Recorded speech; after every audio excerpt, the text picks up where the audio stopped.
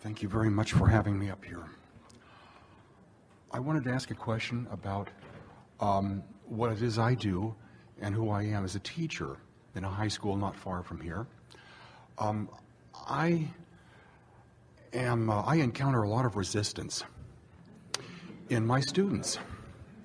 And I think that it's not just my students, but, sort of how we've set up the system, if you will, of educating. Well, you represent conditions that bind them to them. That's their perspective of you. You've mentioned freedom. They Yes. see you as a threat to their freedom. Yes. And so in their resisting of you, they're actually blocking their own freedom. That's really the whole conversation that we've been having here today.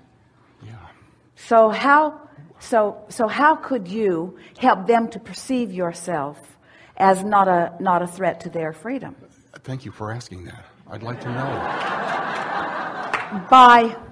My understanding, this conversation today has gone a long way in helping you to understand that. Everything everybody's asked has really resonated with me, and I appreciate this opportunity to ask you. Give us an example of some evidence that. So here's the vibrational atmosphere that you've been working on, and so an experience flows in that feels uncomfortable. Describe that uncomfortable experience of someone, the resistance that you're meeting with your students.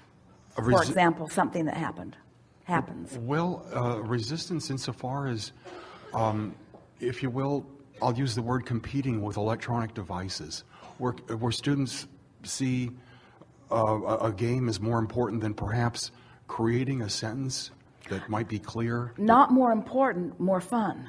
Okay, more fun. Yeah. And we're on their side. I'd like to be on their side, yeah. I'd like to create that, yeah. So what do I do? So what is the nature of the device that they're on? They're playing a game. They're playing a game, and and why is that bothersome to you? That's a good question. On a number of levels. One, in other words, do you want to have a conversation with someone who's not interested in what you're saying? Right. And do you acknowledge that there are some in the classroom who are interested in what you're saying, and some in the classroom who are not interested in what you're saying? Yes. So why can you not just have a meaningful conversation with those who are interested in what you're saying? Is there a reason that you can't? In other words, have you been put in a position where you're supposed to control the behavior of the students? I can't control them, but yeah. You can't control it. That's So just you it. might as well give that up. Yeah. Since you can't control their behavior, Yeah. what do you have control over? This is the most important question of the day or of ever. What do you have control over? Your teachings have helped me to. What do you have control over? Over me. What do you have in this situation? My reactions to them. You have control over your reaction to them. Yeah. So, are you living a conditional love? I am. So. Sorry.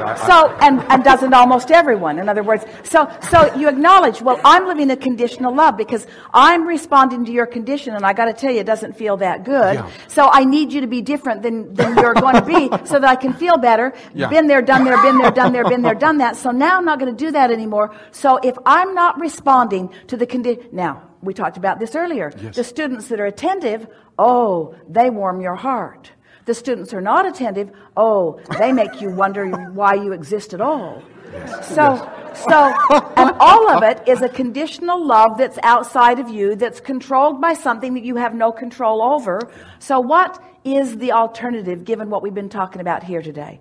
So you get up in the morning and you acknowledge that life is really good and that you've got a really good job and that you love working with these kids and that it's really fun because they still have some hopes and dreams about who they are, and so as a general rule they're really nice to be around, and so you've awakened with appreciation in this morning. And you did it on purpose because it would have been easy for you to remember the bad day that you had yesterday or the confrontation that you had with someone yesterday, but you chose not to do that today. Instead, you woke up deliberately looking for positive aspects and got enough momentum going in appreciation of life. We can feel your appreciation of life. That you actually were able to turn your appreciation towards something specific to the work that you do, to the school where you are, to the kids who are in the school school. And so you deliberately created a vibrational atmosphere that is different than you've ever walked into that classroom with before. In other words, you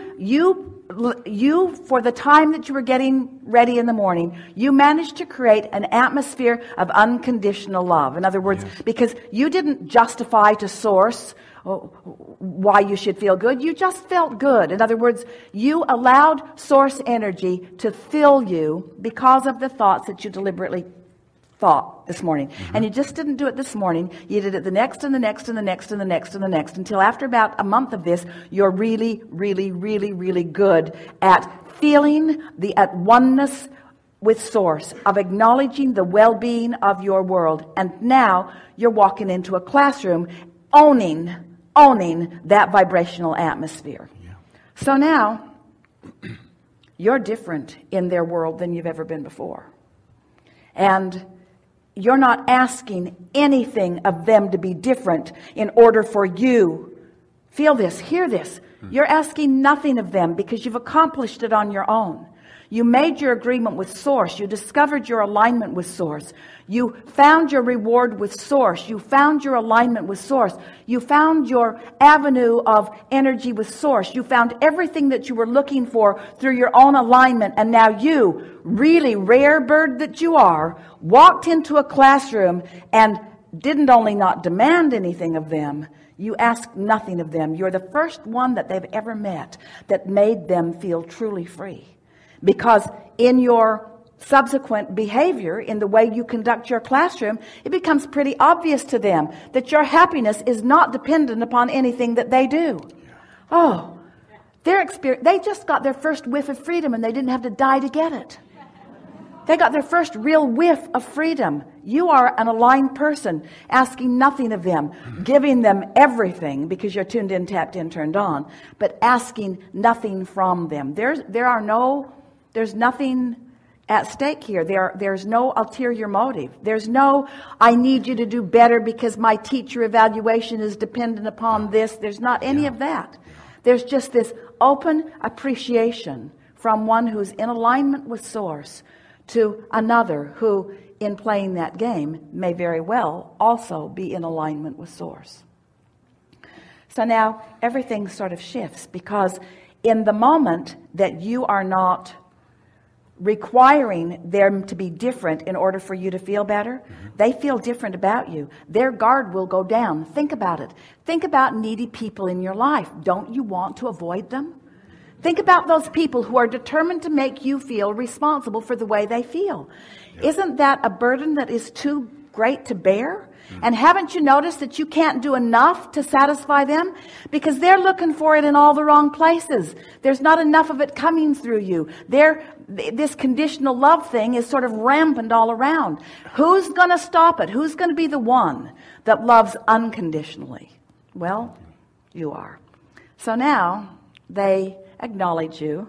They don't quite know what they're feeling, but they do acknowledge that you're nice to be around. And in your alignment, you'll be inspired to things that will catch their ear, that will catch their attention. They'll begin to notice that you've got it going on. And when they begin asking you, and they will, hey, what's up with you? You'll just say, I'm just appreciating how good life is for me.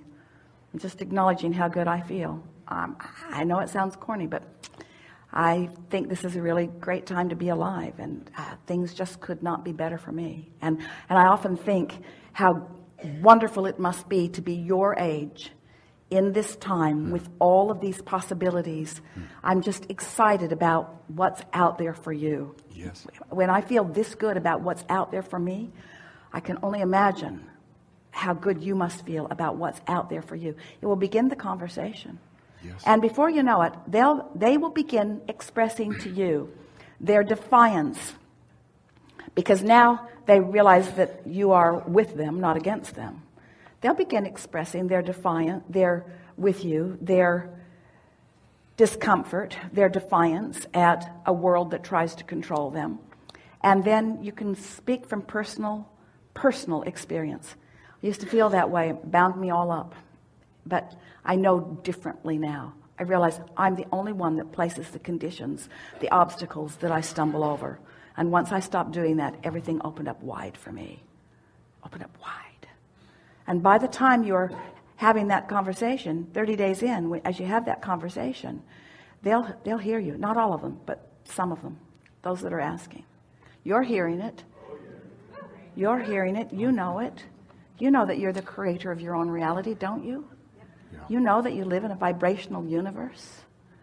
And don't you know right now in this moment that abundance is surrounding you and doing everything it can to penetrate your crusty nature?